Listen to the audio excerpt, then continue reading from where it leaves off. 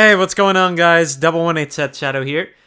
So, we got an official announcement from Shadowverse Evolve on their website for the prizes we're going to receive for tournaments in April through May. We get a new promo series pack, which is promo series 5, which will have 9 possible cards in it.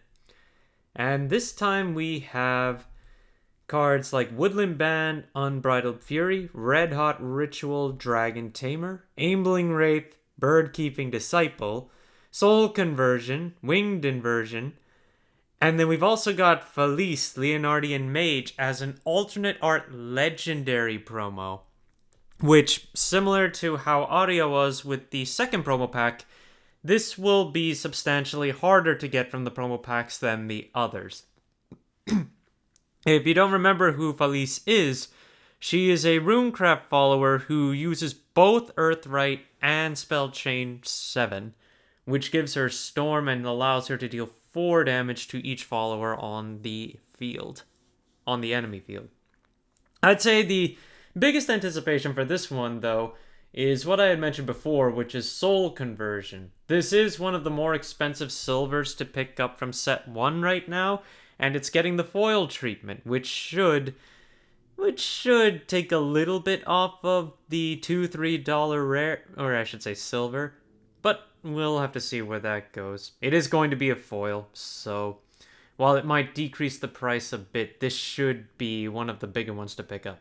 In addition, what's going to happen here is that this time around, the champion of the tournament is going to receive an alternate art of Maisie Red Riding Hood, which is a gold? I believe it's a gold from set 3, but it's changed into a legendary promo with an alternate art this time.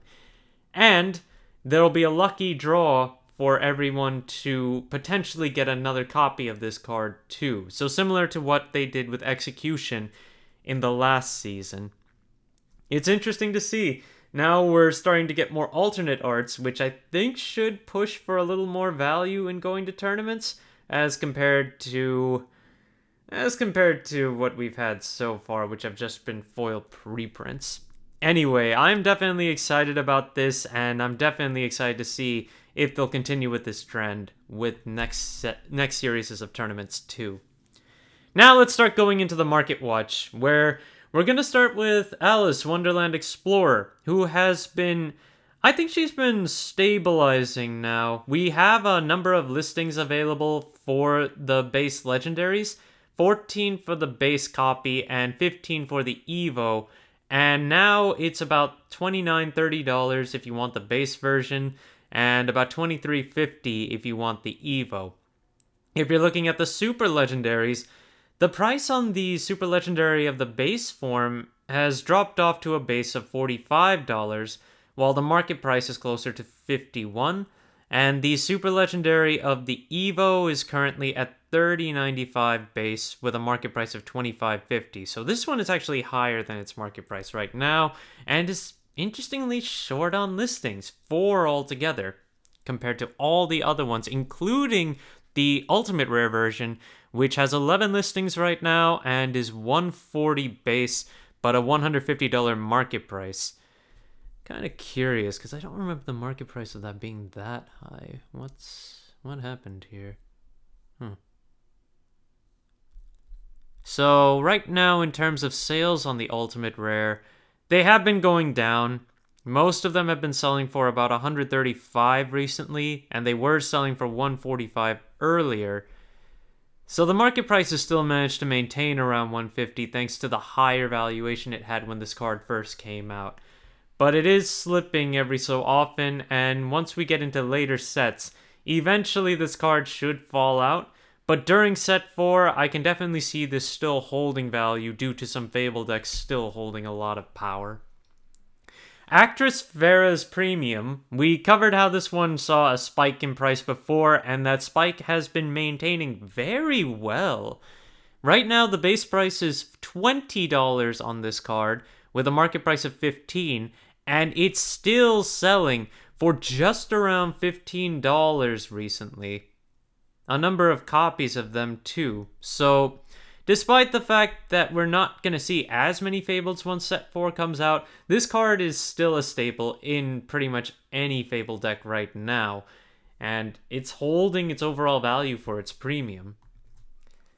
Cinderella! I haven't covered this one very often. It hasn't seen that much popularity. Right now, the Legendary is seeing a lot of listings available, 40 overall, at about $1.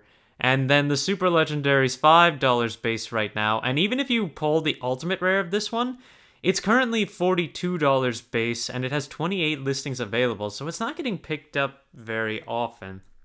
The market price on it is $72.16 too, so it's just not seeing as many sales. But Cinderella Fable is still a pretty nice deck. I've ended up having to take it on in my last tournament, and it was definitely scary to fight. I ended up losing in the end, but it was still an interesting deck to fight. Albert Levensaber. This one is from set 2 and has been relatively stable around the $5 mark for its base legendary. A little higher right now, it's $5.74 for its base listing, but it still has 21 listings, so it's not like it's getting bought out, but it's still one of those legendaries that maintains a decent valuation compared to being one of those that just falls off so hard. The Evo version of it is currently $1.77 with 32 listings. And if you want the super legendaries, they're higher. $13 is the base price on the base form, and the Evo is currently $5 right now. You've also got cards like Seraphic Leo, which I want to point out as a potential tech for set 4. I don't see much going into this one, but I know Cygames Bushiroad advertised to use this with one of the bigger legendary cards coming from set 4 right now. In any case, right now pricing is 50 listings for 9 cents. And then if you want Evos, there are currently 31 listings there for 25 cents to start. So I'd just keep your eye on this one for a potential increase, but I don't see this going very far. Probably not even anywhere. Daria Dimensional Witch is also one of those legendaries from set 2 that is maintaining some value, but it's not exploding in value. It's got 24 listings for the base legendary at $4 to start off with, which is currently under $4.79, which is its market price. And the Evolve version has $2.18 for its base price. Market price is a little higher, or a little lower, $2.07. And super legendaries on this one have some value on them. The regular one has $20.45 for its base listing, and the super legendary Evo is currently $18 base right now. They're both underneath their current market prices, but just to keep in mind, this one does have some overall value. The hype on Marzinski dropped off after quite a while. Now we are back down, but still much higher than what this card used to be. If you want to pick up the legendary Marzinski right now, it's $14.75 for its base form and a market price of $18.07. The Evo is still cheap to pick up with 33 listings and 85 cents as the base right now. The super legendaries are at $24 base and then $4 base between the base form and the legendary form. And then of course you've got the signed versions, which are both underneath their market prices right now at $99-ish and almost $68 between the base and the Evo. So Marzinski is likely to see some more play and pickups as we go into set 4 as well. So I'm sure these prices will likely hold for a while, and they may even go up a little bit higher again. As for Daiwa Scarlet, she is still dropping in price pretty hard, and now the base price for the legendary is $5.50 with a market price of $7.35. And if you want the super legendary, it's currently about $21, which is almost in line with its $22 market price. The SP is also far down in value compared to its market price. The base listing is now $220, which is still high, but definitely not as high as the market price is.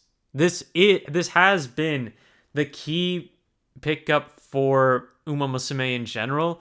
But as time goes on and the pure Daiwa Scarlet deck kind of falls out, it was inevitable that we'd start to see drops on these. The deck is still viable, but it will slowly start to fade. Ogre Cap is still short on listings as well, where this card stays short on listings every time I look at it, but it never really changes in price. It's still $18 for its base legendary. The super legendary is $24 right now, and the SP is currently sitting at $239.75, but the market price is significantly lower at $163.41. So Ogre Cap is one of those that still has viability in just general Dragoncraft anyways, so I feel like it'll still maintain for some time. But ultimately, it just never really changes in price. It may go down at some points a few dollars, up at some points a few dollars, but it just stays where it is, so it'll be a while before it really just starts to fade, unlike Daiwa Scarlet. Angelic Snipe, the alternate art promo, this one is currently sitting at about $6 for its base and its market price, just a little bit under that in terms of change. Players are still picking this one up at around the $5, $6 mark right now, and there's a heavy consolidation at closer to $6, which are also the lowest listings that are shown here. So it'll be a while to see if this will even go any higher. It used to make its way up to 10 and 11 at some points, but it's mainly stayed around the $5 mark, so it's slowly creeping up overall. Dark Angel Olivia got a lot more listings on the market, so its high valuations that we've been seeing every so often seem to have further stabilized. We have 13 listings for $32 to start on the base legendary, but the super legendary is still up there at $66 with 11 listings, and the market price there is $73. This is still seeing some play in general across a few decks, namely Abyss and Dragon tend to play this more. And as time passes, I don't think it sees as much play, so it should eventually fade out, but it's still a good generic to keep in your back pocket, but it is expensive to pick up regardless for a legendary. And our last card is a far in the future call based off of what I saw from the recent Shadowverse tournament circuit in Japan. Vania Vampire Princess from set 2 is currently sitting at about $1.30, $1.50 for its base legendary, and the super legendary is about $7 right now, but a market price of $9-ish. And the ultimate rare currently has 3 listings starting at about $75.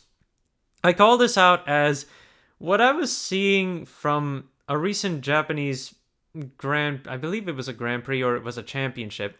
There were a lot of players, and it was a 2-deck format where you played 2 decks apparently, where all players were playing Abyss or Runecraft in that format. And Vania was shown on a few of the features, so I just wanted to call it out where it is right now and how it'll likely be far in the future. Thank you guys for watching. If you liked the video, please like and subscribe if you haven't already, and I will see you guys later.